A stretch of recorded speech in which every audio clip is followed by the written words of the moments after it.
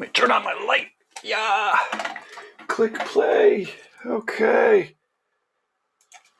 Let me click play here and see if everything is working. Welcome. Thank you for tuning in. I want to welcome you to Guy Aitchison's Reinventing the Tattoo community, where we are inviting all tattooers, apprentices, collectors, and the curious to join in these live streams, to enjoy the replays, ultimately to connect with each other, inspire each other, and to create better art and tattoos together. This is Reinventing Drawing Group, Monday mornings, 9 a.m. Eastern, 8 for Jake Meeks, who's the host, even earlier for California. Europe has it easy, but this is where we start off our week. Very thankful to be alive and breathing and creating art. If you are an artist and would like to zoom in, then you can head over to either of the app stores, the Google Play or the Apple App Store. Do a search for Reinventing the Tattoo and give the app a download. Or you can go straight to community.reinventingthetattoo.com. First link there is events, and that events link has the Zoom, so please zoom in. We're pretty excited. We now have those goodie bags we have been talking about for the Equinox party. Those are all actually shipped, so now we're shifting gears, and the goodie bags are going to people who are zooming in. A double goodie bag goes to people who are zooming in, and we've got goodie bags that will go out to people that are making comments and sending in good questions and comments in any of the chat rooms. As I was saying, we're going out on YouTube, Facebook. You might be listening to a replay in the podcast store. It's pretty fun. We encourage everybody to subscribe, write good reviews. A lot of these channels are new for us. And yeah, so that would be great. Let's see here. Yes, as far as winning goodie bags, we have cartridges from Cheyenne and pigment samples from Raw Pigments. We will throw in some webinars, and it's good. We're now going to start working some of these giveaways into these programming, which is going to be fun. So please send the comments out there and then share this around. Let people know that the more people are watching, the more stuff we can give away. Upcoming professional development includes, let's see, we've got Andre Malcolm is doing a koi sleeve design. That's tomorrow. It's only $99, 2 hours, Tuesday at 1 o'clock. You should definitely check it out. Go to courses.reinventingthetattoo.com. Andre's awesome. And you can draw along and get critiqued. You only have 1 day left to sign up. So yeah, definitely do so. Let's see, we've got replays from BJ Betts.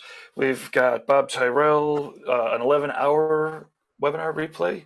And then, of course, the Reinventing the Tattoo Canon that happens. There's live events every Monday at 9 o'clock. That will be today. Today's Monday. Unless you're watching the replay or listening on the podcast, and I don't know what day it is. Point is, every Monday at 9 o'clock, Reinventing the Tattoo subscribers, the paying subscribers, really are the beating heart of this Reinventing the Tattoo community. We're very thankful to the sponsors for helping this programming go out for free. Hey, someone's, sorry, I do need to stop this because there is I'm going to mute you, Ed. Your audio is very, a little crazy. And let's see here. Oh, okay. And I'm going to spotlight for everybody. Okay. Sorry about that. I think I'm back. Am I back? Yep. Okay. Awesome. Anyways, yeah, I want to thank our sponsors for making this content free. I want to thank our members, the paying subscribers who have exclusive exercises with Guy Aitchison every Monday night at 9 o'clock. Everyone sends in their homework. It gets critiqued right there by Guy and by your Reinventing peers.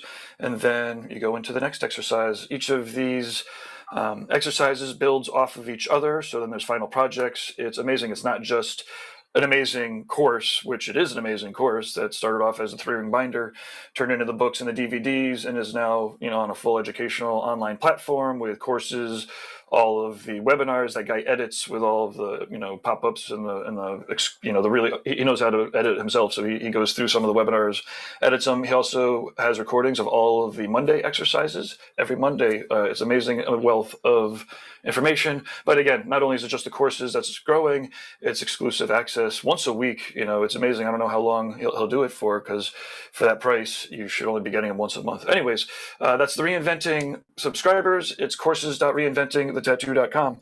We also have real world events that are coming up. It seems like people are getting vaccinated, and even Europe seems to be letting people in. So let's see, October 3rd to the 6th, we actually have a Paradise BYOB.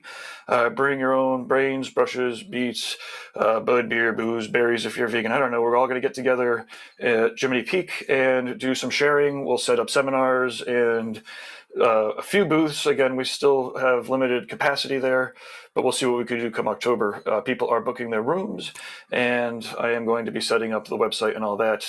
But again, it's going to be very limited capacity. So, and we don't, we're still coming out of the pandemic. Anyways, the dates are secured. We have the whole resort, the 3rd to the 6th. It's a Sunday to a Wednesday. It's Tattooers' Days Off.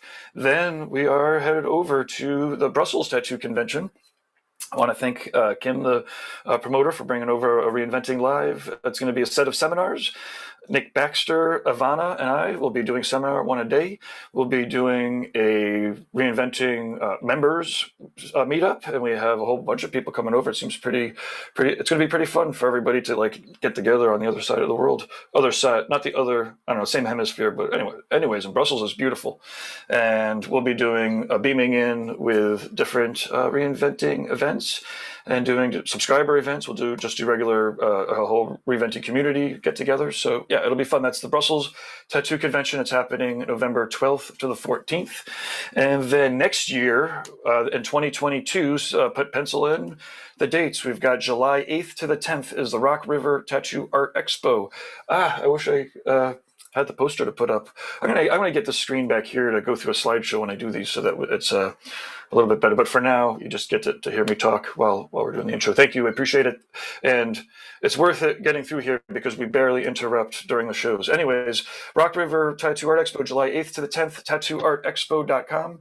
Guy Aitchison is going to be leading the Reinventing track. We've got, I think it was 130 artists that will be there.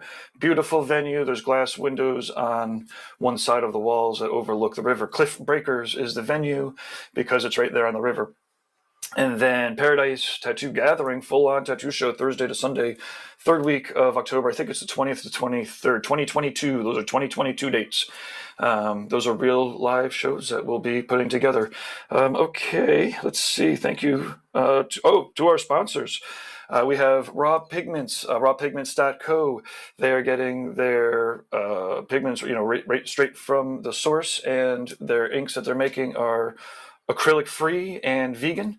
They won't dry out in the cups. There's a couple interviews with, let's see, Lauren from Raw Pigments has a business call you could check out. Well, you could check out the samples yourself if you comment something great and inspirational, I don't know, or just comment something or share this around. We will be picking people out to pick out to get goodie bags that contain raw pigment samples. Then we also have inkjetstencils.com has been a great supporter of the Reinventing community from the beginning. You can save your hands strain, you can save your pocketbook a little bit of dough, and save time, which is that resource that none of us get any more of, by doing all your reference right there on your computer, your iPad, or whatever tablet you got, or on Photoshop on your computer, and then printing them out from your EcoTank refillable ink printers. You can actually print out sleeves and back pieces.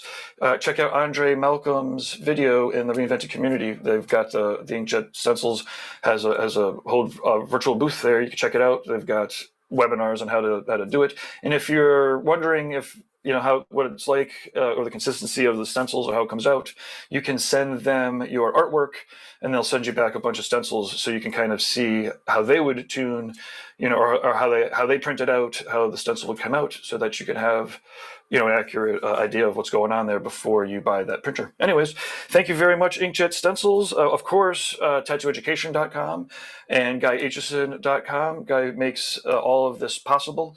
He's a driving force behind the content behind Reinventing and making sure that everyone is sharing with each other and inspiring each other. And these Monday morning drawing groups came about in one of those brainstorming sessions. He was really excited for people to be beaming in and doing the tattoo homework together. Okay, and then we have lastly tattoonow.com. I'm going to start promoting that again because I'm catching up with all this other techie stuff. We're doing all sorts of tech for tattooers for 25 years now, since the mid-90s.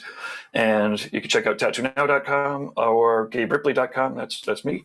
And you can see what I've got going on. Okay. Let's see, last section to plug. Okay, well, I guess I started 2 minutes late, so I'm not over time. Too bad. Our affiliates, the Fireside Tattoo Network YouTube and podcast is awesome. They've got years of interviews and all sorts of technically things, like, right up to the borderline of irresponsible. Jake is awesome. And you can check out all sorts of, like I said, great content. We also have an affiliate, the Apprenticeship Diaries. So if you're an apprentice type, or even a mentor, not even just for tattoos, but Amy interviews all sorts of mentors, and it's great insights into the learning processes. That's the Apprenticeship Diaries, just as a podcast, not as a YouTube yet. And then let's see, lastly, we've got a link set up for eco-friendly tattoo supplies that go out to a couple places. And if you sell eco-friendly tattoo supplies, then shoot us an email, then we could get you listed there. Speaking of contacting us, if you're interested in bringing Reinventing to your event or your shop or whatever, or you're interested in sponsoring the show, please let us know. Or you have constructive criticisms, management@reinventingthetattoo.com is our email. And yeah, one last reminder to give it a follow, share it around, send the positive reviews in if you're appreciating what's going on, because that is how we could actually keep doing this and growing. Okay, thank you, Jake, and everyone for beaming in. I'm going to go to gallery mode. I'm trying to get this order correct. Hey, look at that. We've got a bunch of new folks here too. We have some new folks today. I noticed that. That's awesome. What's up, everybody? Sorry, I'm like stuffy and snotty today. I've been battling a head cold for a few days, and today it just like all moved to my throat, I think. So I've got this old raspy blues man voice. How's everybody doing? What's up, Ricardo? How's it going, Jake? Pretty good, man. What are you working on today?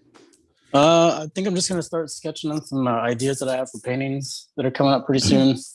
Today I'm working on an existing sleeve, so there's not too much work there. Everything's already all laid out. I don't have any pictures of it right now, or else I'd kind of share with you guys. So sorry about that. But yeah, I think today I'm just gonna be using this kind of stuff for some reference. Okay. And some paintings and stuff that I have planned. For some conventions and stuff like that coming up pretty soon. So what conventions do you have coming up? There's a couple in the Pennsylvania area. The Gettysburg, I think, is coming up here pretty soon. Saddle Gettysburg or something like that. So I think that's the first one that we'll be doing. Jason, I'm gonna go with Jason Leeser and work a booth with him. So that's pretty cool, man. That'll be awesome. Yeah. Sweet. Well, what about let's see, who do I not know? There's a handful of people that I don't know on here, I guess. Edward, what are you? Where you? Have you been on before, Edward, or is this your first time jumping on the call? You're muted. I think Gabe muted you earlier. No, still can't hear you. Oh yeah. Ed, we might be clicking at the same time. If you just click the unmute, you'll be back. What about you, Jessica? What's going on? Wait, while Edward's I am working on a. Are you familiar with Studio Ghibli? You know, the anime stuff. No. They did movies like Spirited Away and. I've heard of that. Yeah. So I have a friend who, long time ago, got a couple of characters from that, and so we're just kind of expanding on that. Except there's a couple things that I wish I would have done differently. It's kind of one of those things where I was talking to you about, where I was you kind of tattoo yourself into a corner, because you put like some small piece in a random spot on somebody, thinking maybe that's like the last time you'll ever tattoo them, and then lo and behold, they want a sleeve later. Right. So I'm working on that.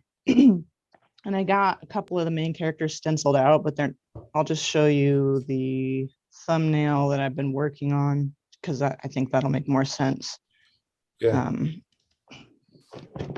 So there's 3 characters that she wants on her lower arm. So she wants Ponyo and Calcifer, and I don't know if that's their name, but it's Bowmouth or whatever. Yeah. So the one that's going to be on the back side of the arm there on the elbow area is Right. a fat mouse that's being carried by a bird. And then Okay. Ponyo is this little girl who like started out as a fish, and then she's going to be kind of interacting with the Calcifer character, who's basically just a flame with a face. Okay. So Gotcha. yeah, that's what's the environment that they're in? Are they? That's You the don't know that thing. yet? That's what I'm having trouble with. In the past when I'd done sleeves, I had done them and I've tried to pack in a lot of color. This was done by Michael Toth, and he has a studio out in our studio. He has a shop out in Tillamook, and he was the one who started tattooing me back in like 2013, 2012. And I was just really influenced by his work. So I was packing in like a lot of color into the background and just leaving these little like negative space things, you know? Right. But lately I've been kind of getting away from that and wanting to put more, like use people's skin tone a little more. Yeah. I feel like it creates more contrast, especially like from far away, if you're able to like create big enough shapes, kind of like Steve Moore does, where he uses a lot of like really like great like color palettes and stuff for the characters, and then the background would just be completely blank. Yeah. He's pretty bold with that. Right. So I've been kind of trying to do stuff like that, especially with my female clients, because I think it makes it look a little bit lighter. So for this, I was thinking of just maybe putting some bubbles in the background. Ponyo's character originated from the ocean, and then Calcifer's character is a flame. So those are like 2 completely opposite elements that I'm having to try and combine. And I wasn't quite sure how to do that because I hate just sticking stuff, especially when it comes to this. I've done anime and Pokemon sleeves and stuff like that before. And I hate just sticking them on there and not having them interact with each other. I want to make them look like they're in the same environment. So that was the trouble that I was running into. Calcifer's character, I had to watch like all 3 of these movies so I could do like a little research. Calcifer's character is kind of like cynical but he's funny, but he's always afraid of like being put out because he's a flame, you know? So I was thinking of having, and Ponyo's character is really playful. So I was thinking of having her kind of come up and get near him and stuff, just to kind of like bring out some of his, the part of him that gets scared of being put out all the time. And then I was going to put the mouse and stuff on the back. But my fear with that is I didn't want just one character taking up like a huge section by itself. And then, so what I was thinking of was rather just packing the background with color. Maybe I could pull some bubbles in to maybe it look like it's coming from the ocean and stuff like that. And she also said that she wanted some blossoms, like some cherry blossoms and stuff like that. She sent me a reference for the background, and that's got a couple of Studio Ghibli characters and some blossoms and stuff. Okay. Yeah. But that's a little sparse for me. Yeah. So I'm not sure. By the way, I'm not sure who made this. I'm sorry for, I don't, no offense to whoever did that original tattoo. But that's a little too sparse for my taste. But cherry blossoms and stuff like that. Yeah. My first instinct was just to blow all the characters up so that they were all a little bigger and actually interact. Right. Yeah, instead of like feeling like you have to see all of one character on one plane, you know? Yeah, and that's definitely, I've been trying to do that as well, because I've done pieces in the past and I've made the characters like way too small, and I like kick myself in the ass later, you know? Yeah. There's a comment in the chat room that is about, around this. Casey Lee is in the chat room. Had to explain that concept to some clients yesterday. So sometimes getting something that will hinder your future plans for future tattoo layouts. And really trying to figure out how to help tattoo clients understand, whatever it is that they put on their body really should be put in the context of, that body part. Yeah, for sure. I just use that So just Jake real Meeks quick, lines all the time. real Use quick the what before, now? so I just want to let Casey know, Casey Lee, if you email management at reinventingthetattoo.com, then we can get your address, and then we'll get you out a goodie bag. So thank you for tuning in. He says, or she says, they say, I have to get ready to head to the shop. It's like an hour commute, but I am watching while heading to work. Hopefully Sweet. you'll be listening, not watching. Thank you. Yeah. Yeah, it's amazing how many people I've come across that drive hours to tattoo each day just because they, I guess, no decent shops close by or no shops at all close by. I don't know, but I hear that so often. It's like, yeah, it's an hour each way. My buddy Million, who he's been on our show a couple of times. His drive, he lives in North Dakota, and his drive is something crazy, an hour and a half each way or something like that. It's like, oh God, sounds terrible. But to that point, one thing I always try to think of is just like, as long as I'm drawing to that specific area of the body and leaving myself some ends, I rarely run into the problem where I had like butt up against a tattoo, so if it's like, if it's a deltoid tattoo, I just try to use the whole deltoid. I don't like using some piece of a muscle, you know what I mean? I like to use the whole thing. So I will push back on like that kind of stuff. But well, otherwise, the issue that I'm having with this one, I mean, it's not necessarily an issue, but it's I guess it's more of like hindsight's 2020 sort of thing. Is she got some characters from Studio Ghibli before, and it was two dragons. Actually, okay, one of them wasn't from. I don't think the second one's from Studio Ghibli.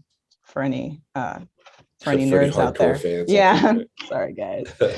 I think one of them was a dragon from Dragon Ball Z, and I think his name's Shenron. And the second all one this stuff was just after my time a little bit. Yeah. I don't really watch a whole lot of it either. I like it, but I don't. I just, especially with like Dragon Ball Z and stuff, that they're so long and the episode, like it goes on for years and years. And it's like, there's no way I'm going to catch up, Yeah. So the issue or the thing that I was kind of regretting with this one was that when I did those two dragons, I didn't just, because she wants a lower sleeve now. So, I mean, I should have just brought the dragons through the whole thing and then kind of tuck these characters throughout, because I mean they're dragons, they're really long, right? So, but in retrospect too, I was a younger artist then, and I probably wouldn't have been able to do a sleeve as well as I would be able to do one now. So maybe it's a good thing I didn't do that. But probably so. I remember years ago, you guys may remember a really great tattooer from France called Dimitri HK, but he was doing a guest spot at our studio, and I watched him do the first ever throat tattoo that I saw. It was on my friend Paul that I used to tattoo with, and Paul wanted a dragon on his throat, and he had sketches of what he wanted it to be, and Dimitri was like, "Nah, we can't. I'll just do a dragon head." He's like, "I can't do a dragon on your throat. I'll just do the head." And that he was like one of the first people that I remember, like because this was still late 90s, early 2000s, so there was still a lot of like tiny, you would do sleeves full of a lot of tiny stuff, a lot of like small, really rendered stuff. And he was the first one that I saw that was really simplifying things. And I was just like, wow, I would have never thought of just doing the head. I would have been trying to wrap the tail around his ear, or, some kind of crazy stuff that I probably couldn't pull off. But there's Dimitri. He's still, I think his photography skills are probably aren't up to date, but he or maybe they are. That actually looks like he's doing some decent photos. But he's super fast and can just do everything. He's really great at like portrait work and like illustrative work and all kinds of stuff. He was really doing super interesting stuff 20 some odd years ago. Some of his photos are they still kind of have the like 90s look, but he's good. Well, what who else do we have? Let's jump on and talk to someone. Edward, you're unmuted now. What's going on? Where are you out of, Edward? Have you been on before? No, I haven't. I just first time. My Boston. Yeah, at Austin. And, You're freezing up. on me. Boston, Oh, Boston. Okay, Massachusetts. gotcha. Okay, I thought you said Austin. All right. Well, that's cool. What are you working on today? You hear me? Yeah, I can hear you. You're freezing up a little bit, but I can hear you. Do you have a better internet connection, maybe? Or Yeah, like a hard line. That's the trouble with these calls. Sometimes you. Yeah, we lost him, I think. or a Well, better internet connection? Somehow the maybe a phone sometimes if you want to try to get back in. yeah, maybe check out back in. All right, well, let's jump over to somebody else. I'll just go straight down the line, or down my line. How do I put? Is it Kirsten? Kirsten? Yeah. Hi, Jake. Hey, how are you? Is this your first time on the? No, I was on the other week with Ricardo, and then I've been on. Oh yeah, a couple you were with times. her. Okay, you were with. I just had a suggestion maybe for the Studio Ghibli thing because I'm a huge Studio Ghibli fan. I knew I was gonna get one. I knew somebody was gonna come here. So you said you watched all the movies, correct? The ones that I'm doing, not all the Studio Ghibli movies now. Okay, so in the beginning of Ponyo, like the intro of Ponyo, it has like this really cool like wave texture. Do you know what I'm talking about? I think so. I think that would be a cool thing to have to fill up your space. You could even use like 3 bars, like wave bars of it with like that little cartoon house, and then like a negative space in between that, and then kind of just fill your background in like that. That could be just something I thought of that could help. Can you? For sure. That's definitely. I was definitely thinking of like pulling in a wave somehow. Yeah. But then, like I was saying earlier, I was trying to like keep a lot of negative space in it. So I was wondering, because the wave would have to come from the bottom. So then I feel like the bottom part would be kind of like filled in with a lot of like color and value and stuff, and then it would just go to nothing at the top. But so that was another thing that I was kind of trying to tackle a little bit. Yeah, I mean, I don't know what the wave looks like, but could you shoot it down from the elbow since you're going up near the elbow and use the elbow as a negative spot, as a negative, and pull the wave down from there? Or Right. I don't know what the wave looks like. oh shit, I can. Okay, Looks like sorry. a wave. I pulled it up on my iPad so I can show like an example of. So like these are what are in the beginning of the movie. Oh, So It's a little more. yeah. It's a little more. yeah. So like even if you took like Yeah, one okay. strip of it in the middle, and you can still incorporate your negative space after that sort of thing, even to separate the characters in a way too. Like I don't know, just thought. Yeah, totally. interesting. Well, then that's a totally. Well, then that's a. Those are pretty light. So Yeah, you can always, darken contrast and everything. It's always sometimes usually the element, at the same time, but just a suggestion. But yeah, thanks. also for myself, I'm working on some thumbnails here for a painting I'm probably going to start today. It's been a while since I've been painting. Show here. So thanks to the Monday night exercises, I do thumbnails all the time now. So Awesome. I started this last night with like super rough, another idea, and then a third idea. And then we decided on that top left concept. So then I did a second mock-up of just a bunch of ideas I had all together. And then this other page behind this will be used to do one final thumbnail layout just to get a plan going. So that way, when I approach the canvas or wood or whatever I'm doing, all I have to concentrate on is just applying it, not the composition, Yeah. So what is this based on? Anything? I don't know. I keep drawing these like little characters all the time. And so I just wanted to draw a little kid in like a Alice in Wonderland type situation, but just have these characters somewhere in it.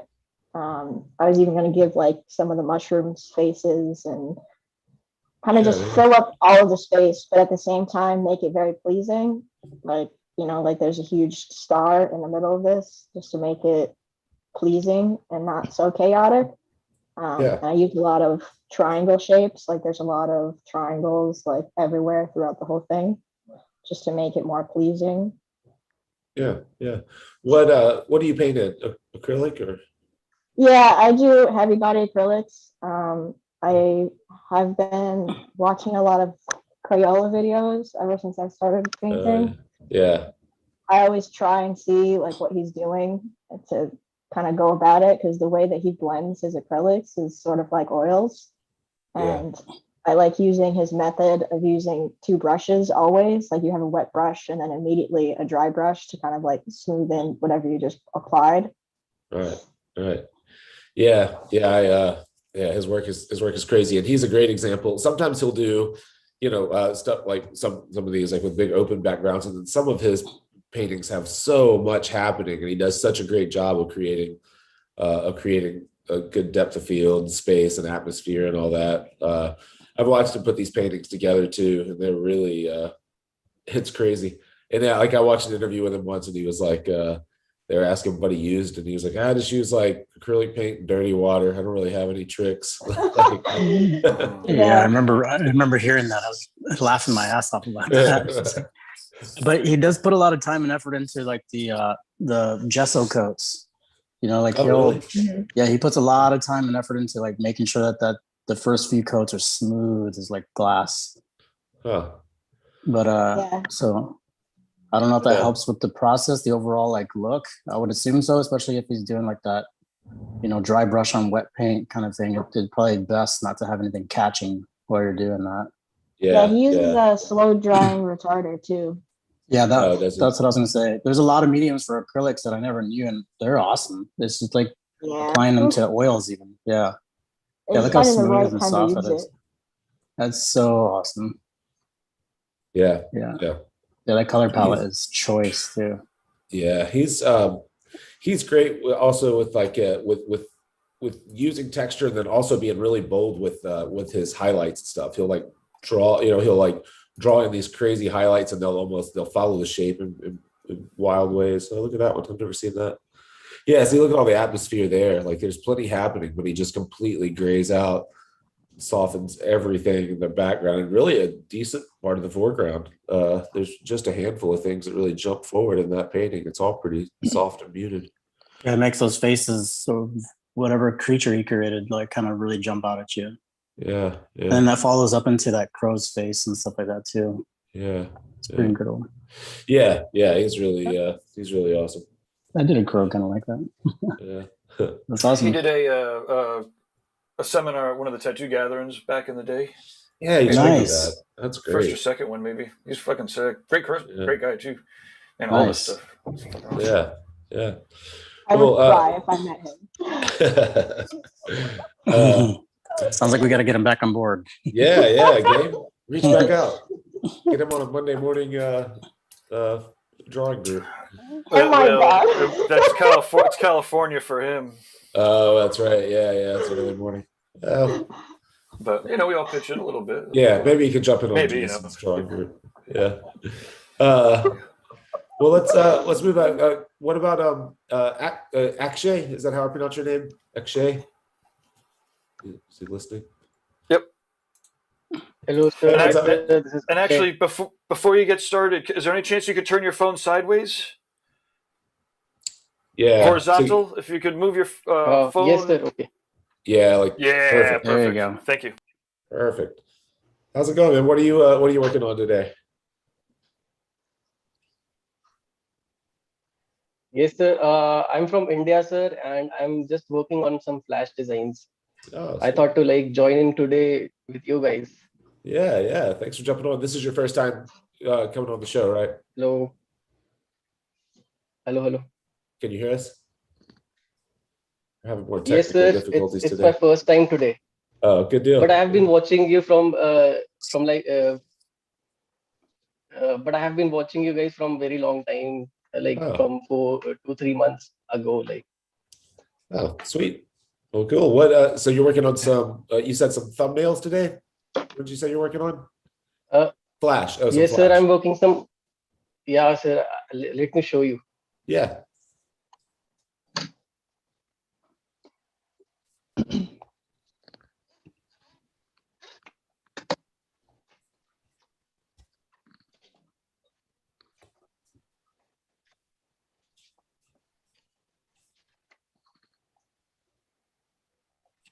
Morning, y'all.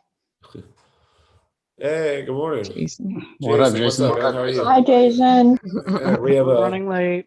I that's cool. apologize. I We was got a late. I know. big group today. I had to scroll to see you. I didn't know you were on. Yeah. Yeah. I'm just finishing up breakfast now, so Late starting to start. draw in just a few minutes. Sweet. Well, we'll see Oh, what. those are some cool designs, man. Yeah, those look great, man. Really nice. Yes, sir. These are just like rough ideas that I do. So today also I'm trying to do something like really rough today. Oh yeah. Something like this. Yeah, really nice. Yeah. That looks great. Uh-huh. It froze up on me. Froze up on us. Yeah. How long have you been tattooing? Oh, there we go. Hey, look at that. Yeah, these look great. Killer. Yes, sir. I have been tattooing from like last 4 to 5 years. But like from last year, I have taken my apprenticeship, like professional apprenticeship from Iron Bus Tattoos. Oh, okay. Okay. So, and you said you're in what? You said you're in India. In what part? Yes, sir. I'm from India, from north. I'm from Himachal Pradesh. It's in the northern side. It's like under the mountains and that kind of side, sir. Yeah, yeah. So I just saw a little bit of your work. Are you mostly working in black and gray? Or do you do a lot of Yes, sir. color? Black and gray. Yeah. Yeah, that No, was no, nice. sir. I don't do. Yes, sir. Yeah, sorry, there's a little bit of a lag, I guess, when we're talking. I mean, it's amazing that it works at all. It's like Right? magic. Yeah. It is like magic. You can only complain so much. So do you do mostly walk-in? You said you're doing flash pieces. Is that for shows or conventions, or do you do mostly walk-in work, flash work that you design and sell at your shop? Sir, actually, right now, due to coronavirus, like due to lockdown, there's not much kind of a work. But I mostly work on custom pieces, like do some realism work on, like Procreate, create some realistic designs. But today I'm just like drawing some rough ideas for some small pieces, because here in India, sir, like maximum people don't prefer to get big pieces in one go. Like first they meet us, and then when we like tell them that you should go bigger on yourself, and this piece will look good on you if you go bigger, then they accept the idea of getting a bigger tattoo. But for the start, they just come here and ask for a tattoo, so we have to show them some small designs, stuff like Yeah. that, sir. Right. Yeah. So you guys are still in some you're still in lockdown to some extent, or are you tattooing at all right now? Sorry, sir, I can't. I didn't understand. Are you what just still said. are you tattooing now, or are you still in complete lockdown? Sir, it's kind of a curfew right now. Like I'm working as a private studio right now, sir. Okay. First I was in Iron Bus Tattoos. It's so much good there. It's in Bombay, and there was a lot of work that side. But right now I'm working from my own, like as a private studio. So Yeah. I work on mostly appointment basis. So that kind of a scene with me Yeah. right now. Yeah. Well, cool. Yeah. Well, Jason, what about you? What do you have going this week since you came in late? So this week I'm going to be working on a lot of current existing projects that have already been started. I've got 2 or 3 half sleeves I'm going to be working on, a thigh piece. Tomorrow I'm actually really excited. My friend Lex, who has been kind of going through and getting a little bit more well known in the DJ scene and the music scene. Hold on, I'm trying to get my camera set together. Yeah, that's cool.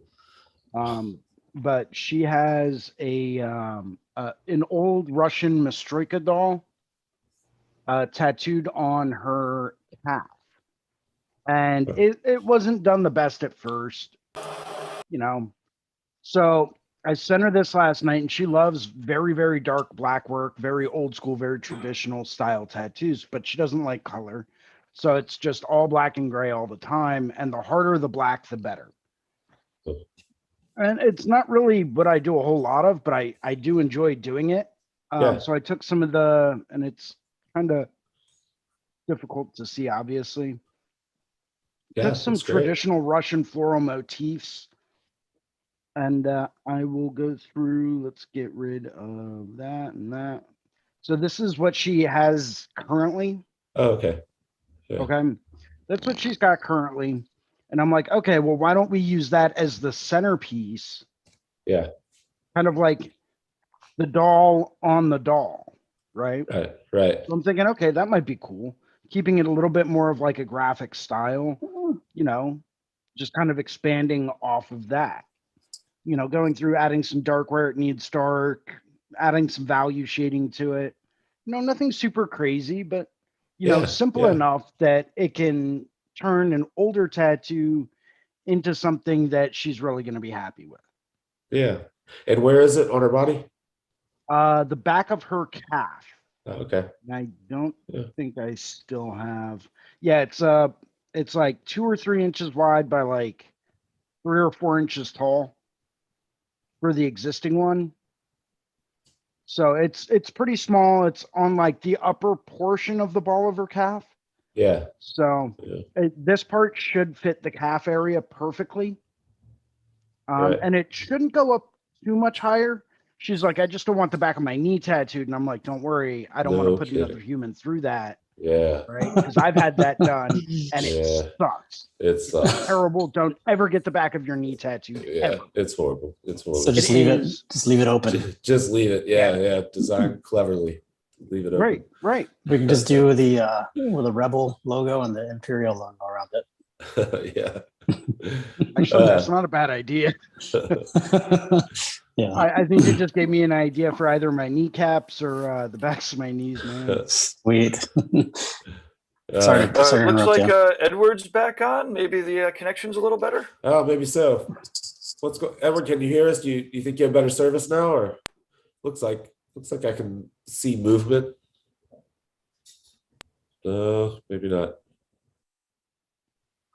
I can't tell. Reinventing to Ed. Reinventing to Ed. You have to unmute yourself. There you have to unmute. There we go. Yeah, I'm sorry. I had to get my hotspot on, and the Wi-Fi here kept picking it up. Oh yeah. So yeah, this is my first time. Well, cool. Well, let's while you have good service, show us what you're working on. Starting, I got all sorts of stuff I'm doing, but right now I am.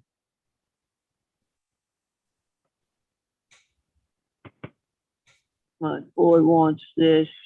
It's like it's a 32 Ford. Oh, okay. Yeah. Yeah. And then he wants something like that with like an armored car with the Celtic symbol, except instead of the cane, he wants a Tommy gun, and then just like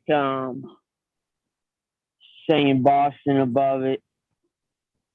Okay.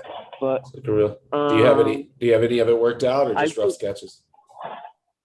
I mean, my finished stuff's inside, I think. Okay. How long have you been tattooing, Edward? Not long, maybe a year. Okay. I got all my certificates, but with the COVID, it's hard to Oh yeah. I have You to started do at the wrong time. I have to do like an apprenticeship, so that looks nice. in Boston. Yeah. Those look nice. So have you gotten to tattoo much throughout your first year, or were you shut down? Well, just my friends actually, Yeah.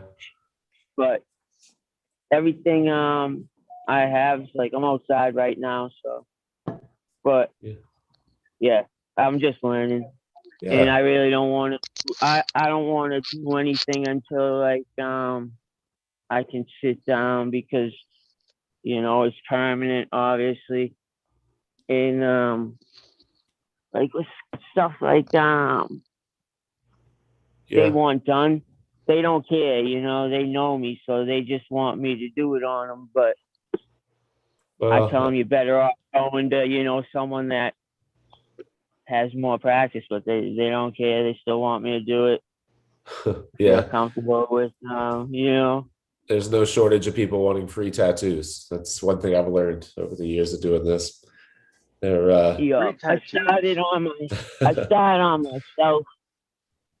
Did this the other day. Oh, that's got to be a tough spot to start working. So you said that you are going through an apprenticeship, or you're just self-taught?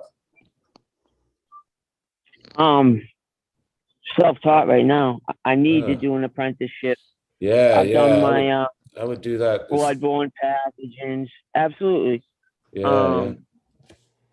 So you've been through all the certification stuff on the as far as the health department stuff goes. You've done all that part of it. Yes. Yeah. And gotcha. I actually just I got out not too long ago, and I'm in a program, and actually the director here approved me to have like the equipment in practice. Where did you get equipment without a? So that I don't know how it works in your area. Jason, you guys that are up in that area may have a better idea. Do you have to are artists licensed in your area, or is it just shops that are licensed? Or I'm just wondering where you got the equipment from, and if you had to show a license. In Massachusetts, it's a town by town situation. So my town could be different from Boston. Oh, okay. Yeah, like Cambridge, you have to do search with one of the city workers. They have you do tasks and things of that nature. But I'm from like Boston, like Dorchester, so I would like to have something inside the city. In order to do that, I have to get like 900 hours. I've just been practicing on the fake skin mostly. But yeah, it was hard, like, because I couldn't really stretch my skin. I'm like all sorts of crazy angles and it's a real uphill battle.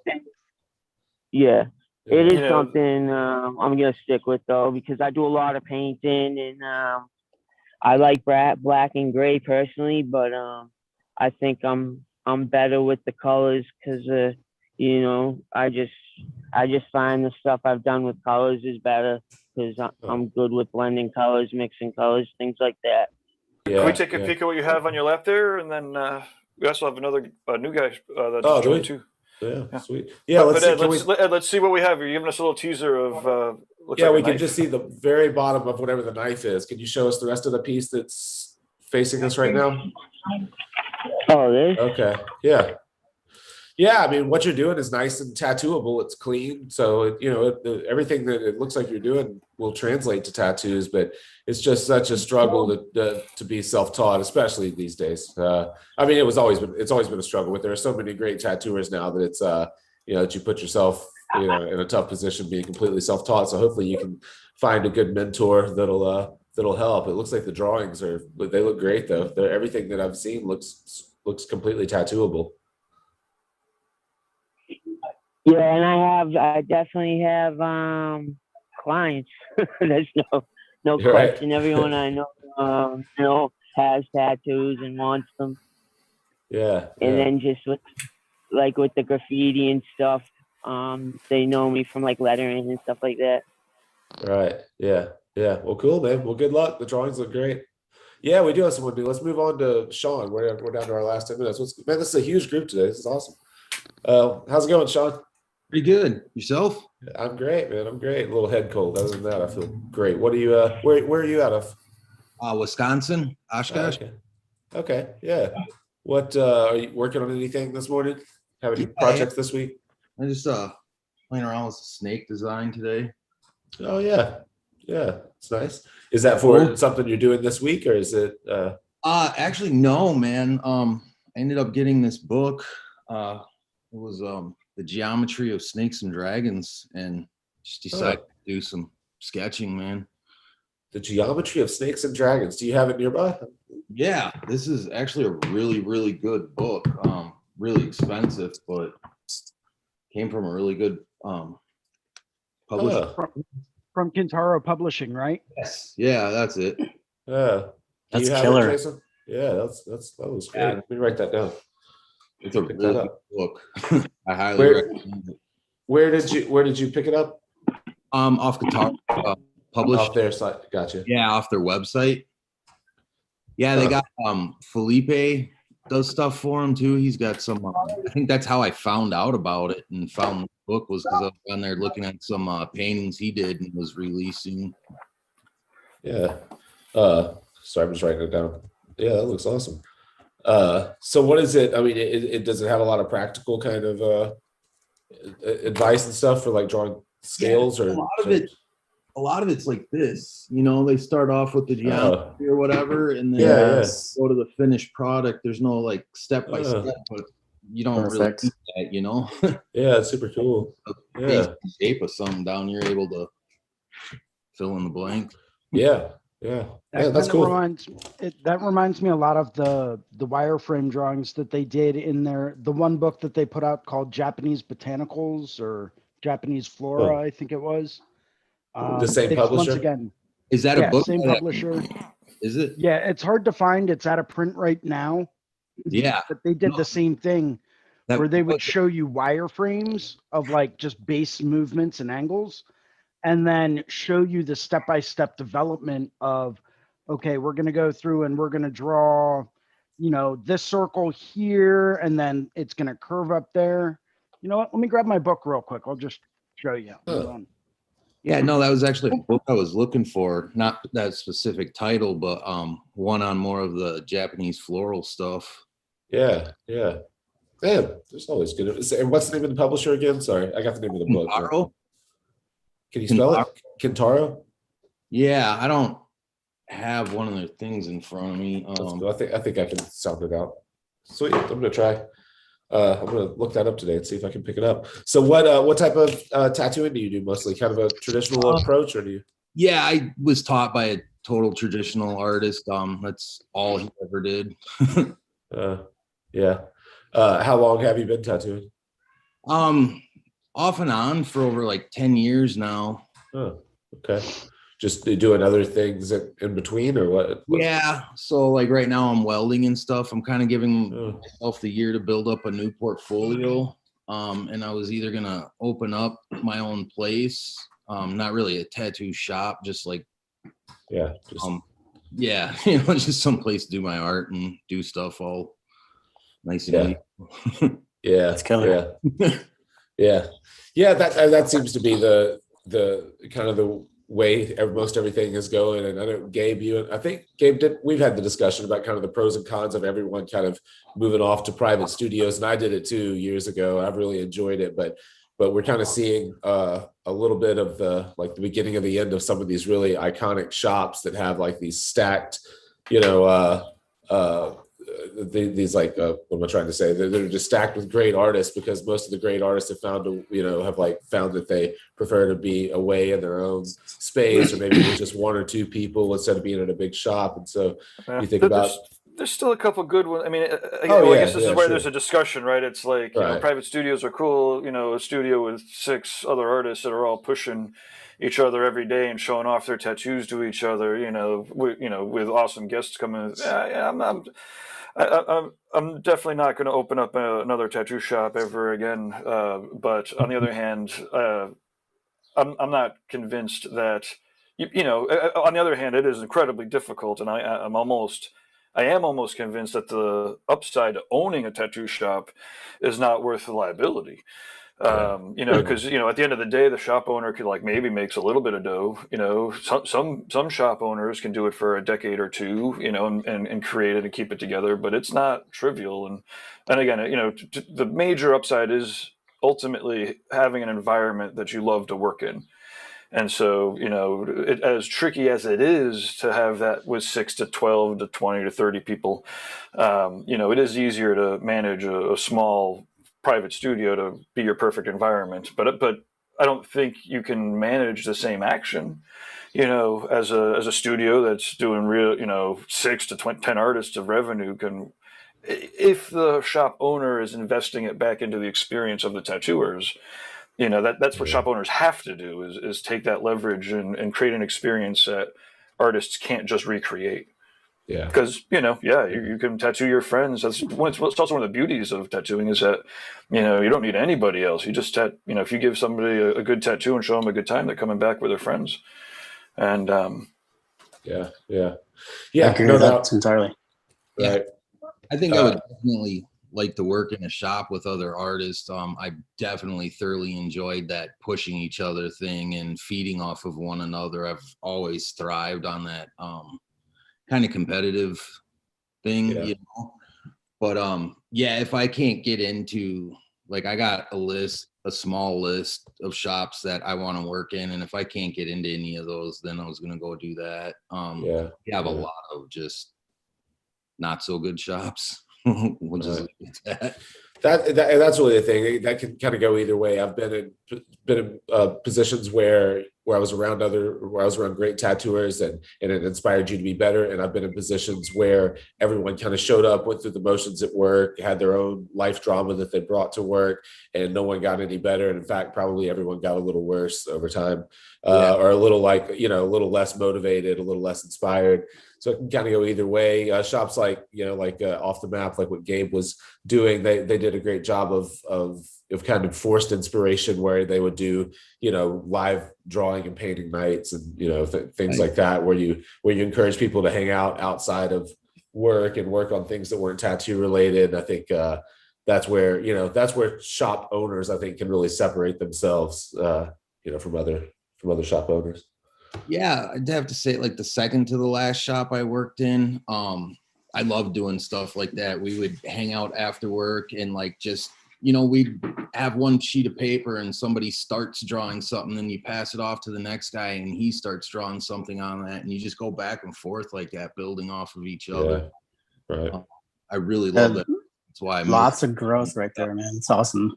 Yeah. Lots of inspiration, motivation. It keeps you like hungry for it, Right. Get excited for it. Yeah. Like, in a shop, you really have to have those, like, dynamics with your fellow colleagues, man. If you're not meshing well with them, it's not going to go well. Right. Yeah. Casey Lee in the chat room I don't know if he's driving and fucking texting at the same time. Hopefully, maybe he's got an autopilot car.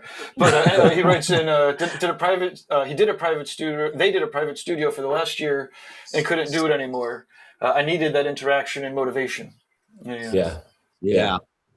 I feel that I'm 6 years in a private studio, and if it weren't for Fireside and and all the traveling that we do, and surrounding myself with people, I think it would really be a struggle this last year, not doing any travel at all and just being at the studio, just me and my client. I definitely found myself in funks.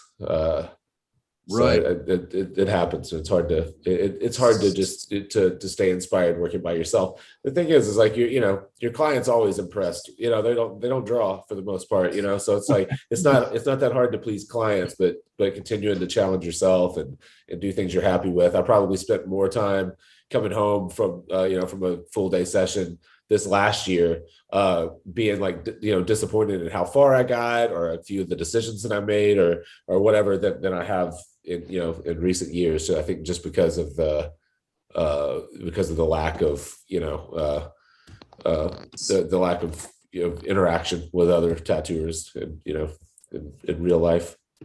Yeah, it's not like it's bad for the client to compliment you. You know what I mean? And you enjoy that, yeah. but at the same time, like you want that critique, that other artist's eye to kind of point some things out, and you already know that they're there. And then when they point that out, and then other things as well, it's like, all right, man, I got you. You kind of pick up on that, and it's definitely one of the hardest things to pick up on when you're in a private studio, because I've been in the same situation for a while, and then jumped on RIT, man. It's like helping out tremendously. Yeah. Well, and I absolutely. think you hit the nail on the head there, Ricardo. I think it does come down to the critique, right? Because you want to be around other artists to sit down and have them look at your work because we're always going to find the most flaws in all of our work, right? Yeah. And that comes with being an artist. When you don't have someone that you can turn around to and show them pictures at the end of the day and have that, and say, hey, what can I work on to be better? What can I work on to improve where I am? When you can have that feedback from other people in this field that also know what they're doing, that maybe they're a step or two above you, it's absolutely unbelievably the most valuable thing in the world. Yeah. Because then you're looking at things from a perspective of, oh, I didn't even catch that. Oh, I didn't bother to look at that. Or, no, you're right, that color blend could have been a little bit smoother. Or, yeah, I do see where this area might be beat up a little bit more. Or maybe I could have done a little bit more with this area to put more detail in it. So it's constantly little things like that where you're learning, but that comes from critiques. And unless you're constantly surrounded by other people in this industry that you can go to and say, hey, what do I need to work on now? What do I need to work on now? Or let me sit down and watch you tattoo, and maybe I'll take something away from that. Right. When you constantly have that around you, you don't have a choice. You're going to grow as an artist, and you're going to grow as a tattooer. You're going to pick up technique tricks. Sorry, still early for me, but you're going to pick up all kinds of different stuff. Like, oh man, I never thought about mixing that color and that color and blending this into that, or working in this kind of a method. Or maybe you see someone stretching out a client in a different way. Yeah. Right. That's something that, you don't get unless you're around other tattooers day in and day out. Well, not only that, but sometimes like the attitude check too. You know what I mean? Like that, like you're talking about, Jake, like, people bring their drama in sometimes and it creates a totally toxic environment, dude. And it's like, man, every once in a while you have to have a friend that goes, dude, what's going on with you, man? What's up? Like, let's sit down and talk about this. Yeah. Some of the best value that I've found is, Jason, you were talking about how we're our own worst critics, but I found that I miss the most obvious stuff sometimes, especially early on in layouts or whatever. And my wife doesn't draw, but she's good about coming by and I'm struggling with something. And she'll be like, well, that looks wrong, or that looks too big, or her eye's not right, or something. And you're like, oh shit, that's exactly what that is. I'm like looking right past the most obvious problem here. And sometimes it's just having, you solve so many of the simple problems so much faster. If you have an extra set of eyes on things, you don't spend like 10 hours drawing in the wrong direction because you missed the most simple the most simple issue right off the bat. Nice. It's definitely worth mentioning that there's a great Nick Baxter video evaluating art and the principles of critique. I'm going to show it here real quick on the YouTube. And as far as I don't know if this is showing right or not, but this is he did this in one of the art retreats, I think, in New Mexico. Maybe originally he had co-authored it with Teresa Sharp, but he basically goes through critiquing, and it's pretty cool. It's like 40 minutes, and it's a lot of him lecture, but he's got different methods of critique, different intentions. It's pretty sick. He does go through composition a bit. This is at this point, I guess it's 2015. It's kind of old, but on the other hand, the principles of critique don't change much, and it's definitely worth a good. So if you do a search for Nick Baxter evaluating art, the principles of critique, or even if you just do a search for Nick Baxter critique, that'll show up. It'll pop up. Yeah. I've seen him do that. I didn't see that video, but I've seen him do that talk. And it is really good. And he does an abbreviated version in his live workshops too. We've done, he came down and did a still life workshop at my studio and did an abbreviated version, not so much on the critique, but on creating kind of dynamic compositions and using a lot of those overlays and stuff like that. The stuff's really, it all comes from, he didn't invent any of it, but he's really good at using it and explaining it. Yeah, he's a very effective communicator, very visual, effective communicator. Yeah. I love watching people take his seminar. I mean, I really love watching the people that get it. Yeah. You know, there's definitely some people that are like, "Whoa, that was way over my head." And I was like, "Well, just slow down, do some research. You got it." Yeah. You know, but Yeah. he's very thoughtful and very methodical. The way that he breaks his thought processes down, and he doesn't waste any. You know, doesn't waste anything. You know, and that's kind of who he is. He's like, you know, if he's going to communicate, it's going to be very effective because he doesn't want to communicate any more than he has to. Yeah, that's for sure. Jason, is that the book you were showing? Yes. Before we wrap up, it's almost 10 after, so we'll probably have to cut it pretty soon. But what? So this is the same. The book same Japanese Flora, publisher. also from Kintaro Publishing. Okay. And as you go through, so it starts off. They cover all different types of flowers. Huh. Then, you know, obviously like a little forward. These are the first few sections are all basically just like reference images, different types of flowers, you know, potential layouts. Yeah. Peonies, chrysanthemums, lotus flowers, cherry blossoms, you name it, they've got it.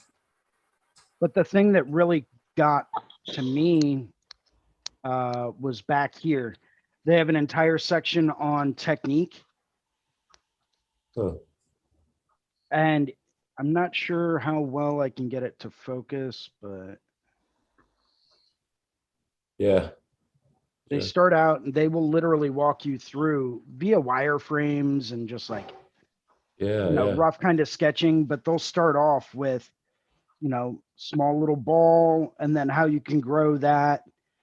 And then, you know, towards the end of it, it'll walk you through how you can get all the way down to a finished flower. You know, it even has like a nice little diagram of the golden ratio, which is cool. Right below this. Huh. Yeah, that's great. You know, Super how you cool. can take branches and map things out in a very rough manner, and then what you can turn those basic shapes into, you know, and it all matches up. It's like, okay, well, all I see over here is a circle and a circle. But when I look at the finished drawing over here, I can see what they did. Yeah. They used the circle to map out the interior portion of that cherry blossom. And then they use the exterior circle to go through and kind of map out where the outside radius of those petals would be. Yeah. You know, and they do it with lotus flowers and peonies, lily pads. This one really got to me the most. It's on chrysanthemums and like chrysanthemum petals. Yeah. And like you can see how they just basically start out with like a two-dimensional ribbon. And how it kind of just wraps around and flows around. And then it shows you in some of the progression shots, like, okay, well, if this is coming up this way and curving that way, this is what the petal's going to turn into. Yeah. Right. Yeah. If I'm working with something flowing in this direction, ultimately it's going to end up looking like this for its basic shape. You know, so it really does walk you through step by step with everything. Yeah. Yeah. Awesome. That's great. So Jake, before you boogie real quick, think of a number between 1 and 5. 4. Was I supposed to say it? Yes. Sean, we need to get your information, your contact info, because we have a double goodie bag going to you. Sweet. So basically we have these goodie bags from Cheyenne and Raw Pigments. And for zooming in, we now have some that we can give away. And awesome. We'll be doing that. And we, who was it? Is in the chat room, Casey Lee. He's going to contact us. He was the person who got the goodie bag in the chat room, and he was not driving. He said, "Nope, I'm not driving. I'm late. I've been distracted by some dope artists talking about art on some app, LOL." Although we definitely don't want to encourage anybody to be late. You can't blame us for being late for work. No. Especially Monday mornings, we have to be punctual. But Well, cool. Awesome. Well, I want to. I'm going to jump off, but I want to talk to you about the logistics of how you're doing goodie bags. If this, if you end up doing a lot of these things, if you have any idea. Yeah, we have the mechanism down now. We finally got it rolling now. So we'll be doing, instead of we did them for the equinox. Yeah, so we'll talk about it. Okay. Yeah. I want to try to, if we can, let's try to jump on a call this week. I'm headed. I'm headed back to get tattooed by Andy on Friday. I leave Thursday, so I've got a full day of airports. If you have any time to jump on a call Thursday. Absolutely. Real quick, because I know you love to know who's beaming in from the world. We have Asim says love from Pakistan. Fabine says bonjour from France. Gratitude to all the artists. Vivek, I don't know where they're from, but let's see. We've got Ronaldo says good morning from in Portuguese.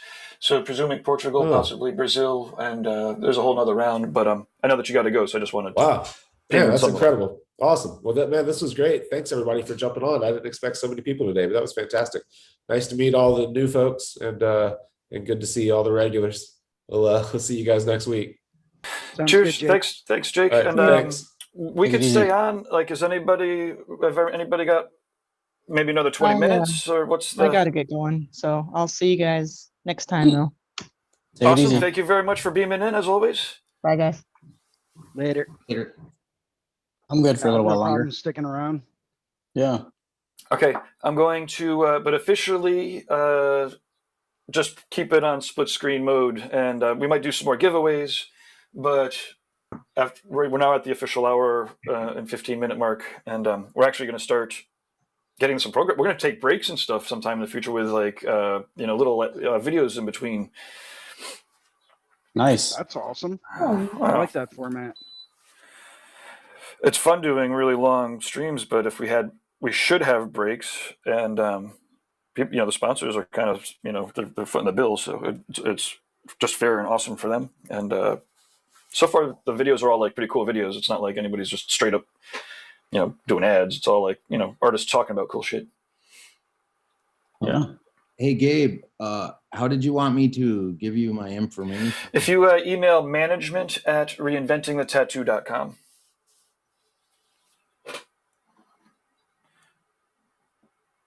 And anybody that's been following like the business seminars or something is like, Gabe, aren't you kind of doing a little bit backwards? To which I would say, yes. By the next time, we'll have a form for people to fill out their information, and then we could pull the winner from the information that we already collect, as opposed to just collecting the information from the two winners. So, for instance, if you were doing something like this for your tattoo shop and you were giving away gift certificates, you would want to set the form up ahead of time that says enter in to win, so that you collect, say, 10 to 30 people's information, as opposed to the way that we just did it. Now we just get 2 people's information. Anyways, it's pretty fun to be able to give away shit. Now, are regulars kind of like out for this? Well, once every 30 days, I think might be where we kind of go with it. Ah, gotcha. The goal is to get the supplies into the hands of new, diverse runs of people. But of course, we're trying to think about this for Tattoo of the Day when we start doing contests. Some people win Tattoo of the Day. If they entered it 30 days in a row, they might win it fucking 5 days, that month. If they're at a tattoo at a tattoo convention or some such. So we'll see. We got to figure it all out. Still playing a little loosey-goosey, but we have we're pretty excited to have another good little chunk of samples from Cheyenne and from Raw Pigments, and we are so now we're hitting up all of the other companies for sponsor, if see if they want to sponsor, see if they want to put into the goodie bags and make it pretty fucking cool. Absolutely, man. I think Ricardo should get some more T-shirts made and throw those into the goodie bags. I'm into that. We can do that. Sweet. Well, I mean, it is a good spot if we talk about all of the stuff that goes into the goodie bags. Every time we do a stream. There you go. Okay. Cool, man. That's, I'll send you a couple messages. See what we can do. Sweet.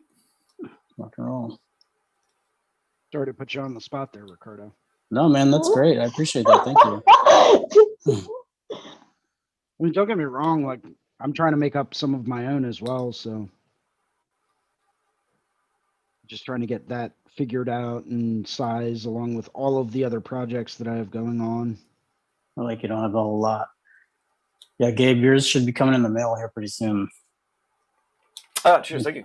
Yeah, you're welcome. It took me a little while to get them from the t-shirt guys, so we're good though. When I visited Jason and when Kier came down, I gave him theirs. So, and I got to send Bruno's out too. Awesome. Yeah, man. Mine fits like a glove, man. It's great. Does it feel Super good? soft fabric. That's what I'm saying, dude. I got that, man. I found the right guy for the right t-shirts, and like if I wear shirts that feel crispy or anything like that, dude, it freaks me out, man. I start sweating and everything, dude. It's nuts. So I had to make yeah, so I had to make sure and get that soft feel on them. And the print is just like it's like part of the fabric. So. Also, just being back into the chat room, the story thickens. Actually, the story doesn't thicken. The story thins a little bit. I don't know if that happens, but Casey says technically it's their day off, but they're going in anyways. So tattoos are their life. Like a shark, if I stop, I will die. LOL. So. They're not even actually late to work. They're just safely listening from the car before going in to work extra. So that's commendable. Any of our critique was ill-warranted. That's what we get for making judgments over the internet. Casey, what a cool way to put that, man. If you're like a shark, if you stop, you'll die. That's great. I'm not to steal that one from you if you don't mind, or borrow it. That's cool. Hey, Gabe, just so I got this correct, it was management at reinventingthetattoo.com. Correct. Okay. Thank you. Yeah. No problems. This is it's fun. And then you just like want address, name. We'll send you a form where you get to fill out, like your address, exactly that stuff. That way it goes right into the computer. Then the computer sends it over to the catalog, and then the catalog spits out the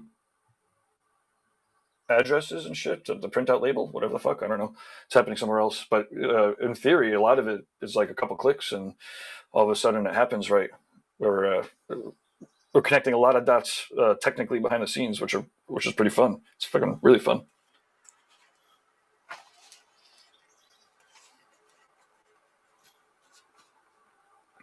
Yeah, maybe I can get a quick critique from everyone. Ricardo, I implemented what you were talking about the other day. Okay. For this design, I'm just kind of tweaking some of the colors now. But this is a rough layout for a pretty large painting that I got commissioned to do by a friend of mine out in New Jersey. And I'm trying to give it kind of like that Art Nouveau kind of feel. I'm not sure how well my camera's aligned here, but that should be a little bit easier for everyone to see. Let's see if I can get a better angle on it. There we go. Much better. So this is general layout as far as, I've gotten so far. I've got some nice background flow, some kind of ornamental elements in there. Just trying to play around with some color. I've got a lot of nice muted blues in the background that show kind of a counterflow, but they're pretty subtle. I added in some of those ornaments, some of those border ornaments like you were talking about yesterday, Ricardo, during our drawing group. Got those finalized last night, and I started to throw around some color. And I think I'm going to stick with some of these brighter yellow tones that just kind of like wash out into almost a pure white. Yep. And I think I'm going to hit that in the corners as well. Yeah. I might do pink in the corners as opposed, like a deco pink, as opposed to the yellow, just to help offset it. But I'm not sure if I should. I usually try to tie color in like at least 2 or 3 spots, just for continuity's sake. To really move your eye around the piece instead of just having one color in one localized area. Yep. So I may do like this smaller guy in like a deco pink to kind of tie it in with these two up here. But I know that I wanted to have my primary emphasis on some nice pale yellow peonies. And then where you see all this brown and like burnt sienna kind of color, that's all actually going to be gold leaf. So I'm going to try to throw a lot of nice gold leaf kind of tones in this as well. All of these little arrows are going to end up being gold leaf as well as some of these tiny little corner accents, monogram in the middle. You know, but I'm just always looking for more critiques on what I could do to improve it, how I could really make certain things stand out a little bit more. I think I need to tie some of this darker blue tone into the background of the blue up here. I think if you made, I can see what you want to do with that, but I think if you made it darker blue up there, it might be too much for those leaves. I think it'll make it look more like a silhouetted shape rather than being able to define that there's leaves and flowers in there. You know what I mean? Yeah. Because I'm sitting back and looking at it, and I think if you went with those yellows up there at the top too, and you did do them primarily the same yellow as the bottom, the flowers on the bottom, but the way you brush the blue into the background, I would brush in that pink in those as well, because that'll make them pop out a little bit more.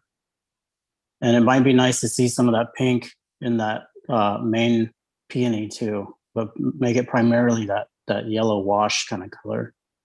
Okay. You know, because then it'll give you that separation into that gold leaf too. Because there'll be different intensities for the same kind of yellowish.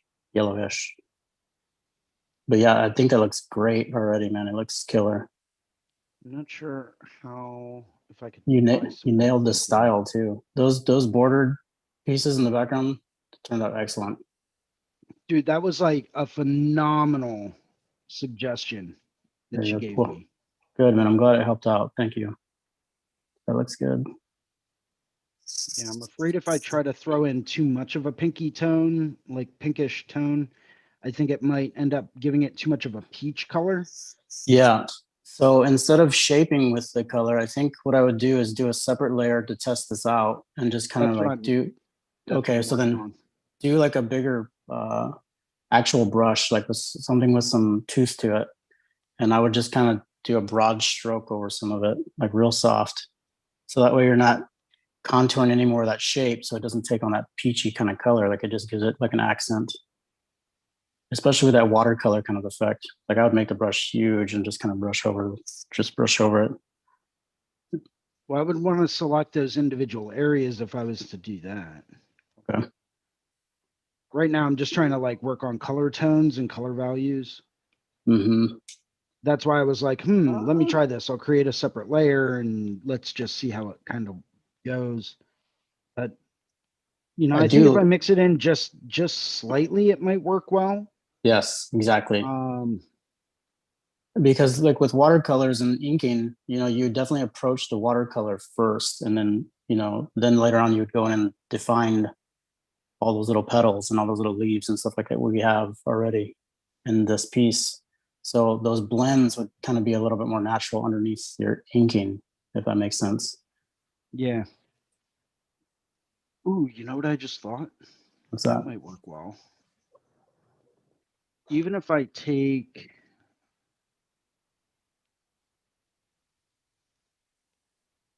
So if I just take some of these external petals, right?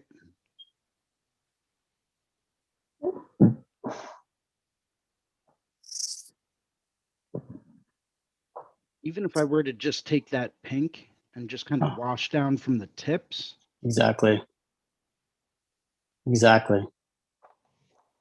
No, then I could layer some of that yellow into that and blend that in. That'll give me a nice little orange peach kind of tone. Yep. Just enough to deviate it from that gold leaf. I mean, once you get the actual gold leaf onto the painting, it's going to have that separation already because of that different texture and stuff. But in this reference photo, though, it'll definitely help it out in both ways, on the actual painting itself and in the Procreate study. Yeah, that is one thing I absolutely love Procreate for, is doing color studies and Yeah. value studies.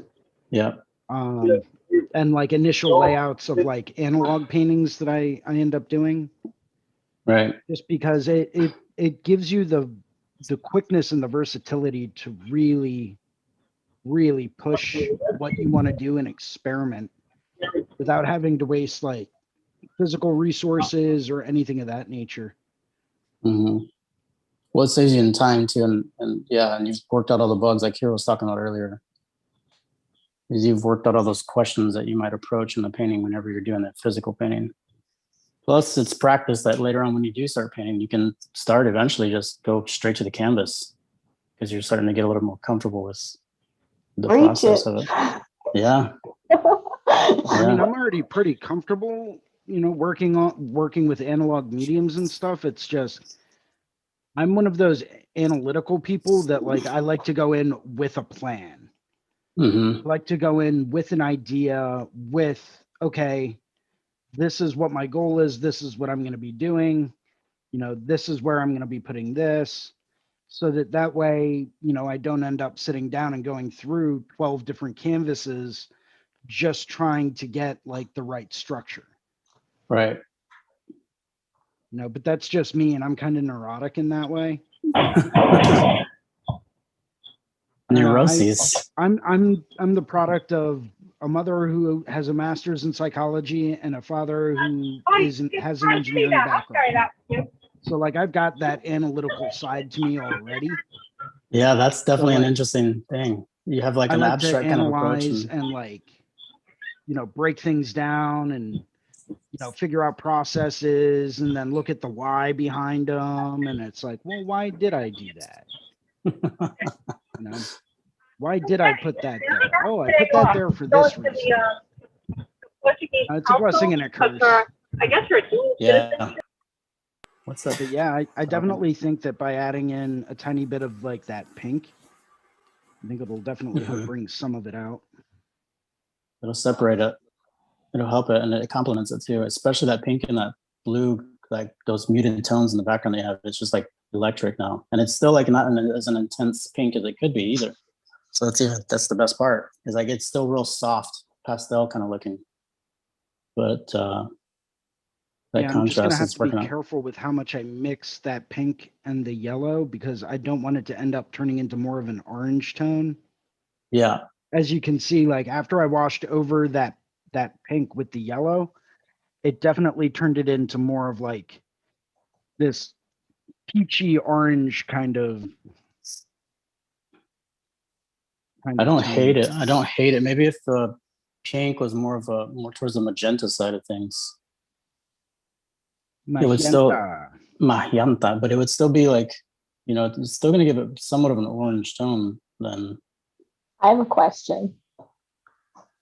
Is that gold gonna conflict with the yellow that they're using in the flower? Yes and no. The actual tone of the gold that I'll be using might, but I'm actually planning on going with like a much more pale yellow. So that's going to help it stand out a bit more against that gold leaf. The gold leaf is actually, in my mind, going to end up being a bit darker as far as, you know, just tonal quality goes. It's actually going to be sitting on a totally different color plane. Because when you really look at like more of like an old antique gold kind of color tone, it actually almost has kind of like a brownish or a tannish color to it. You know, if it hasn't been polished up or anything like that in a while, it definitely has like an older kind of desaturated, more of a shade to it than anything else. Much less of a pure chroma than the paint that I'll be putting down. So I mean, even if I stick with like this bright and pale of a yellow into a pure white, I think I'll be all right. Yeah. Plus, the texture of it's just going to be way different too. And then also, I'm not sure, but I think you might be able to varnish some of that gold leaf as well. So if you wanted it deeper, I think you can kind of, tint like a varnish and kind of lay it on top of it.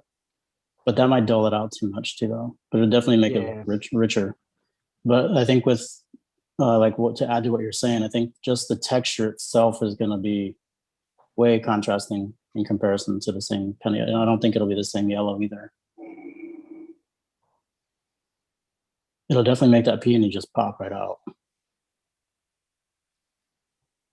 All right. Yeah, especially if I continued to go on the same way that I like to color things in, which is I always like to have my external petals go from so if I'm talking about the interior to the exterior, or like from the base of the petal to the tip, on the outside of the petals, I like to have that go more of like a dark to light. So more of a pure saturation to like a pure white. And on the inside, I like to go from that pure color all the way to white on the interior, kind of give it like a contrast. To really help separate out those different elements and to really help separate out, just the interior from the exterior. Right. Yeah, separation. All right. Well, hey guys, I'm gonna take off here. It was fun hanging out, man. As Likewise, always, man. you guys have Nice to meet you. Super fantastic day. Yeah, it was nice meeting you too. Yeah. Talk to you guys later. All right, man. Take it easy. Good one. I think I might be following suit with Sean. I'm gonna head out. My appointment will be here at 10, so I'm gonna get set up and everything for him. Yeah, cool. It's 10:30, so it's a good it was a good hour and a half. Yeah. Well, thanks again, everybody. Does everybody want to do one last sign off? Let everybody that's still watching know where to find you and how to get in touch with you if they want to get tattooed. And we'll do this anarchy style. Cool. So who's first? Am I first? Go for it. It's anarchy Okay. style. Whoever wants to go first. Oh, okay. Hello. My name's Kirsten Franklin, and you can find me on Instagram at Frankie Says Things. I'm doing an event with Amy Nichols. We're actually doing a poster contest that ends in 3 days. So you can head over to our Instagrams. Hers is A Nichols Tattoos. And you can find out all the information, rules and whatnot on how to enter for that. You can basically just make a poster for our event, and it'll get used as basically the spotlight for the event, and your artwork gets shown off, and we'll talk about you and all that fun stuff. So feel free to join that. Thanks for joining me with Jake Meeks and everything. I had a lot of fun as always, and yeah, that was super fun. Thanks, guys. Cool. My name is Ricardo Sturdivant. I tattoo in Normal, Illinois. You can find me on Instagram at Candor Tattoo. Gmail is candortattoo@gmail.com. As always, it's always a pleasure being here with Jake Meeks in the morning. Nice to see everybody. Gabe, thank you very much for your time. Thank you, Guy Atchison, for all the RAT stuff. Man, this is great. I hope you guys have a good day. Talk to you later.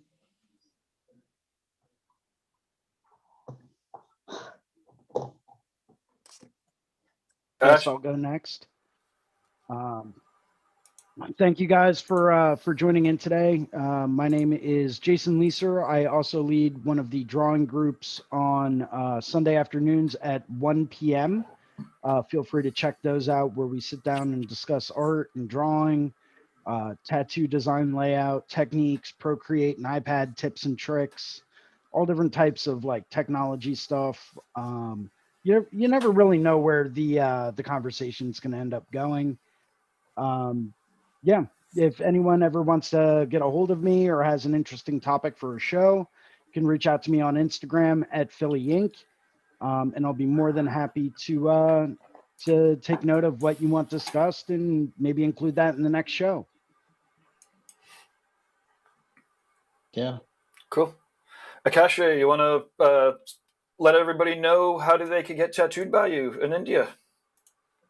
Yes, sir. My name is Akshay Kashyap and I'm from India, and my Instagram is akshay.tattoos. And right now I'm very much junior in this scene, in tattooing scene. It's only 5 years like I have been tattooing, and if you want to get tattooed by me, so you can just reach me out to my Instagram, and I mostly do black and gray realism kind of work. And it's so amazing to sit next to you guys and see you guys all draw. And it was so warming that that you guys treated me like this. And thank you so much, guys. Great scene. Awesome, Well, man. hey, thank you. Anytime. Well, maybe not anytime, but every Monday or Sunday. Ed, you were wicked noisy in the background. I don't know if you could unmute, let everybody know your Instagram so they could check out your artwork. And then we'll close the show. Yeah.